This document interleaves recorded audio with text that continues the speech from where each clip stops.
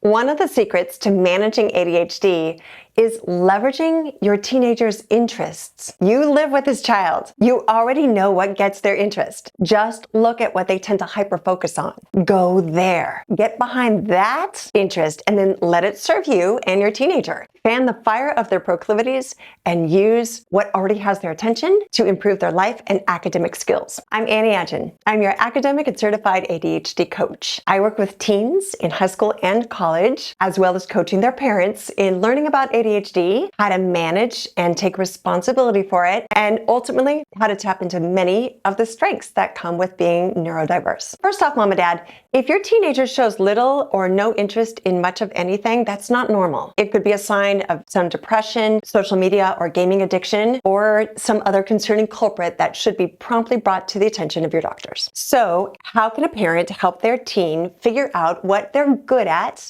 and what they like? Well, you can ask your teen, what are some things you'd like to explore more deeply? What gets you excited? What do you end up doing most often when you have free time? If you're still not getting much response, well, then you can try this approach. Wow, almost everything you concoct in the kitchen is scrumptious. What else would be fun for you in the culinary world? Or, how is it that you know all of the lyrics to 1,000 songs?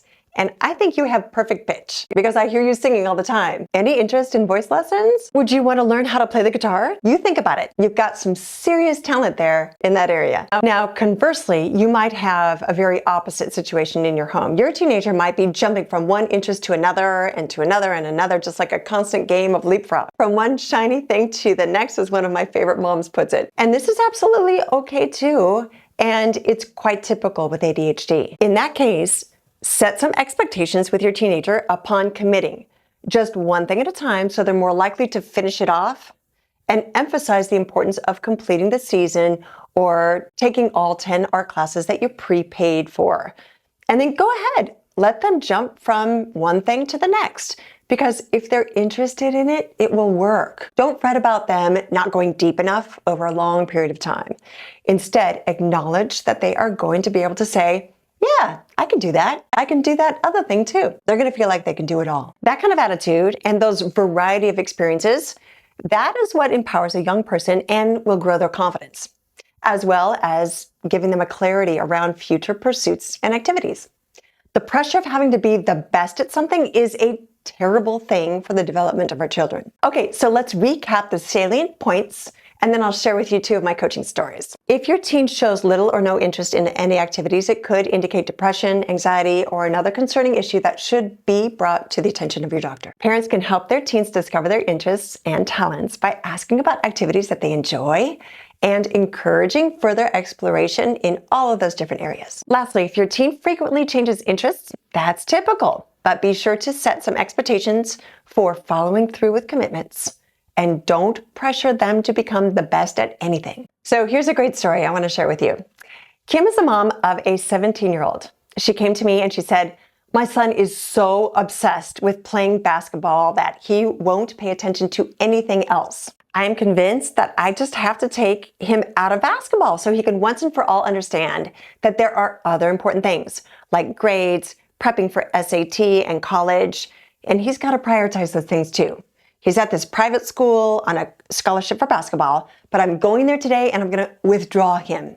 I told him that I'm transferring him to our local high school and it's just a block from our house. I said to this wonderful mom, I'm so glad you sought me out before withdrawing your son. Whatever you do, do not take basketball away from that kid. We got this teenager into a pretty tight routine and helped him prioritize academics before basketball. There was ample time for him to do them both. He just needed mom and coach to help him allocate his time and attention when and where it needed to be. Another great story is about another mom, and she has a 14-year-old son with a pretty significant learning difference. It's called social pragmatic communication disorder, which makes picking up social cues really difficult and adapting to social settings very challenging. Well, this sweet and very intelligent boy is a great example of twice exceptional, which is a widely used term in ADHD.